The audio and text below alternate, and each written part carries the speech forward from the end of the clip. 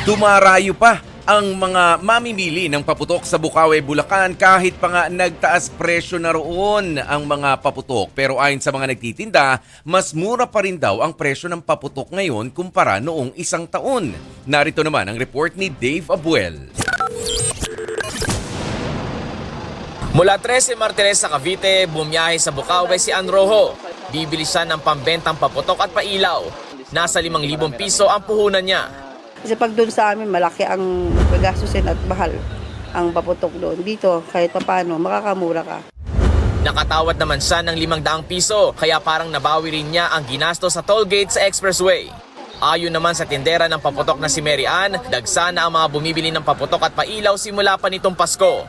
Mabenta raw ang tinatawag na 16 shots na aerial fireworks. Nasa 600 pesos hanggang 1,500 pesos yan. Meron ding 49 at 100 shots. Ang sawa at quickties naman, paubos na ang stock ngayon. Nasa 800 pesos hanggang 1,500 pesos ang bundle ng quickties. Habang ang sawa naman, naglalaro mula 200 pesos hanggang 5,000 pesos. May mura namang fountain na 40 pesos, pero kung gusto niya ng malaki, aabot ito ng hanggang 1,800 pesos. Ang 10 piraso ng luces, nasa 50 hanggang 100 piso. Bahagya raw tumaas ang presyo ng mga paputok at pailaw habang palapit ang bagong taon, pero mas mura pa rin daw ito kumpara noong 2023. Malaki pa rin po yung ibinaba.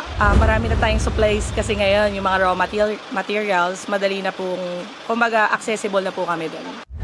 Para naman sa maagang bumili ng paputok, nagpaalala ang Bureau of Fire Protection tungkol sa tamang pag-iimbak nito. Una sa lahat, sir, ilayo natin siya sa mga bata. Avoid direct sunlight. Or any item na pwede siyang mag-ignite. I-ready natin yung mga water or fire extinguisher na pwede nating ipang patay sa sunog just in case mag-ignite siya, sir. Pero sabi ng BFP, mas mainam pa rin umiwas na lang sa paggamit ng paputok. Gumamit na lang daw ng alternatibong pampaingay gaya ng turotot.